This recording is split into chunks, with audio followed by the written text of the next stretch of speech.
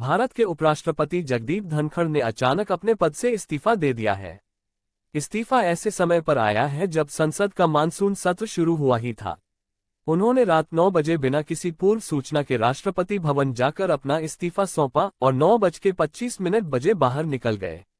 Speech balloon आधिकारिक वजह बताई गई है स्वास्थ्य कारण। उनका कहना है कि वे अब अपने स्वास्थ्य पर ध्यान देना चाहते हैं और डॉक्टरों की सलाह मानना जरूरी है।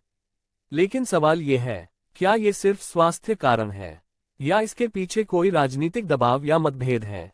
कांग्रेस नेता जयराम रमेश ने कहा है, इसमें जो दिख रहा है उससे कहीं ज्यादा है। वहीं पी चिदंबरम का कहना है कि उपराष्ट्रपति ने संवैधानिक सीमाएं लांघी और सरकार का भरोसा खो दिया।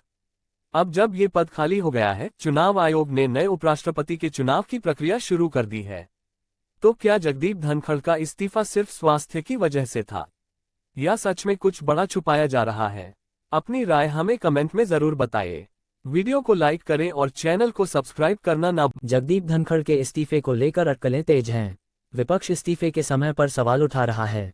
खबरों के अनुसार जस्टिस यशवंत वर्मा के खिलाफ महाभियोग पर विपक्ष के नोटिस को स्वीकारने के बाद 2 मंत्रियों ने धनखड़ को फोन किया था। इसके बाद राज्यसभा की दूसरी बिजनेस एडवाइजरी कमेटी की मीटिंग में नेता नहीं पहुंचे और इसके कुछ देर बाद धनखड़ ने इस्तीफा दे दिया। डिजिटल डेस्क, नई दिल्ली। उपराष्ट्रपति पद से जगदीप धनखड़ रिजाइन के इस्तीफा देने के कारणों को लेकर अटकलों का दौर जारी है। धनखड़ ने अपने इस्तीफे का कारण खराब स्वास्थ्य को बताया, लेकिन विपक्ष से लेकर तमाम राजनीतिक विश्लेषकों का कुछ और ही मानना है। टाइमिंग पर सवाल उठा रहा विपक्ष। विपक्षी नेता धनखड़ के उपराष्ट्रपति पद वाइस प्रेसिडेंट ऑफ इंडिया से इस्तीफे की टाइमिंग पर सवाल उठा रहे हैं और सरकार को घेर रहे हैं।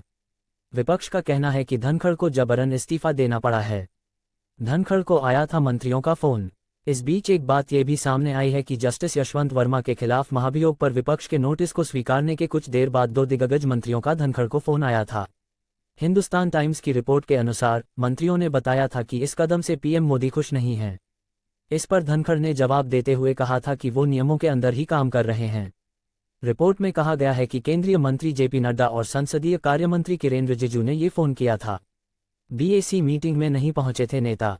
जानकारी के अनुसार राज्यसभा में सोमवार को बिजनेस एडवाइजरी कमेटी बीएसी की पहली मीटिंग के बाद ये सब हुआ। इसके बाद शाम 4:30 पर हुई दूसरी बीएस बड़ी मीटिंग में नेताओं ने न जाने का फैसला किया। रिपोर्ट के अनुसार सरकार जस्टिस वर्मा के खिलाफ महाभियोग की प्रक्रिया राज्यसभा से शुरू करने पर हैरान थी। उपराष्ट्रपति जगदीप धनखड़ के इस्तीफे के बाद देश में उपराष्ट्रपति पद के लिए मध्यावधि चुनाव की स्थिति आ गई है।